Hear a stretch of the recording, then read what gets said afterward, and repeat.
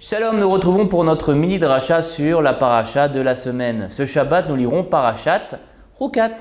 Et un des sujets de la paracha est la mort de Myriam. Chapitre 20, premier verset. Vayavu bene Israël kol haïda ben midbartin bachodesh harishon vaïshev aram bekadesh vatamot sham Myriam vatikaver sham. Vinrent les fils d'Israël, toute la communauté, au désert de Tsin, dans le premier mois. Le peuple demeura à Kadesh, Myriam y mourut et elle fut enterrée. La paracha nous relate la mort de Myriam.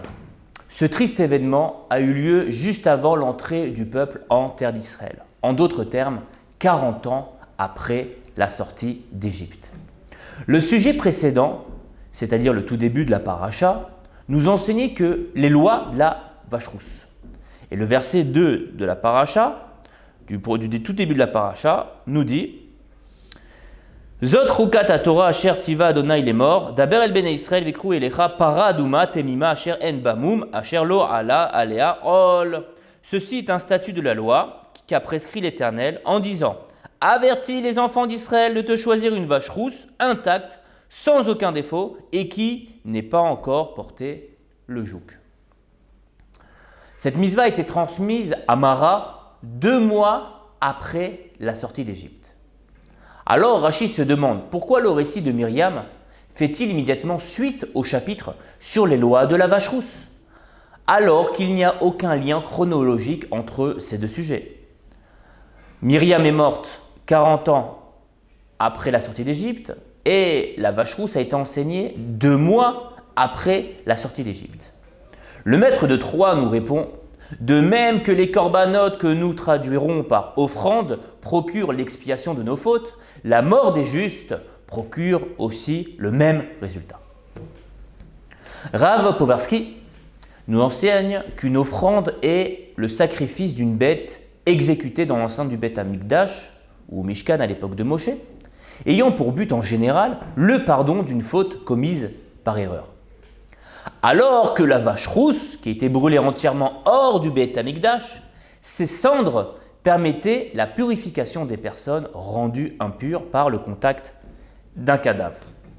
Et le Rav conclut que la vache rousse n'est pas un korban, n'est pas là pour effacer les fautes du peuple. Alors, la question qu'on se demande, comment expliquer alors Rashi qui nous lie la mort de Myriam, c'est-à-dire la mort des tzadikim, aux corbanotes, qui ont tous les deux pour résultat l'expiation des fautes du peuple. Mais ici, dans notre paracha, la vache rousse n'est pas un korban, donc n'efface pas les fautes du peuple.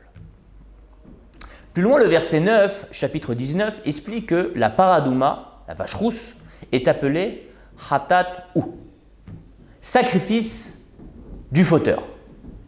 Et Rashi précise que la racine du mot hatat est chitouille, qui veut dire purification, mais pas du tout en rapport, encore une fois, avec une expiation, effacer les fautes. Par conséquent, la Torah aurait dû lier la mort de Myriam à un autre passage dans la Torah concernant les sacrifices, par exemple dans le livre de Vaïkra, et sûrement pas avec la vache rousse. Alors le Rav Povarsky nous dévoile la véritable raison de l'emplacement de la mort de Myriam dans notre paracha. Lorsqu'un tzaddik meurt, les gens parlent de sa Torah, de ses bonnes actions, de ses midot, ses traits de caractère, de sa grandeur. Son comportement va réveiller le peuple et finalement les fautes du peuple seront effacées. Mais pour les femmes dont sa place est dans l'intimité, pour des raisons de pudeur et de sainteté, on ne peut hélas connaître réellement sa grandeur, car ses bonnes actions se font en général dans la discrétion, à la maison, avec ses enfants et son mari. Par exemple, pour l'éducation, organiser sa maison, épauler son mari, etc., etc. Et la Torah vient nous transmettre un grand message. Une femme tzadékette, comme Myriam, qui quitte ce monde, n'est plus qu'un korban. C'est une purification. Expliquons. Quand quelqu'un veut amener un sacrifice pour se faire pardonner, tant qu'il est en état d'impureté, il ne peut pas amener son korban au temple. Il ne peut accéder à la sainteté du Beth Amikdash. c'est interdit aux gens impurs. Il reste considéré comme un fauteur. Et seulement grâce à sa purification par la vache rousse, il pourra rentrer dans le Beth Amikdash pour se faire pardonner. Il pourra dorénavant se rapprocher d'Hachem. De même, la mort de Myriam a permis la possibilité de purifier le peuple. Grâce à elle, les Bnei Israël peuvent se rapprocher davantage de la sainteté.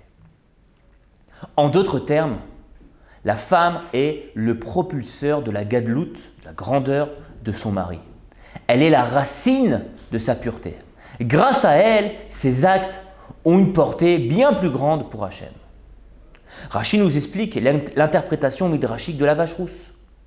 Cela ressemble au fils d'une servante qui aurait souillé le palais du roi. Vient la mère nettoyer les immondices. La vache rousse vient nettoyer les imperfections du peuple d'Israël causées par son veau, le veau d'or.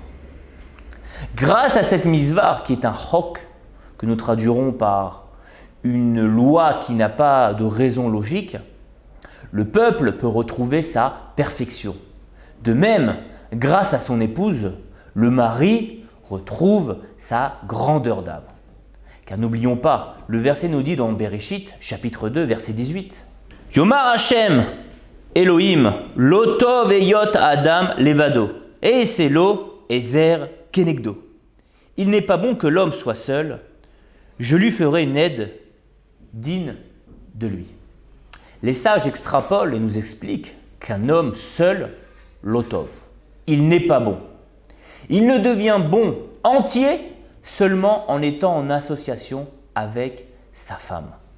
Grâce à mon épouse, je suis entier, donc parfait. Je peux grandir dans la Torah et la sainteté. Et c'est le message de notre paracha qui lie la mort de Myriam, la prophétesse, à la vache rousse. Tous les deux viennent nous purifier. Shabbat Shalom et à la semaine prochaine.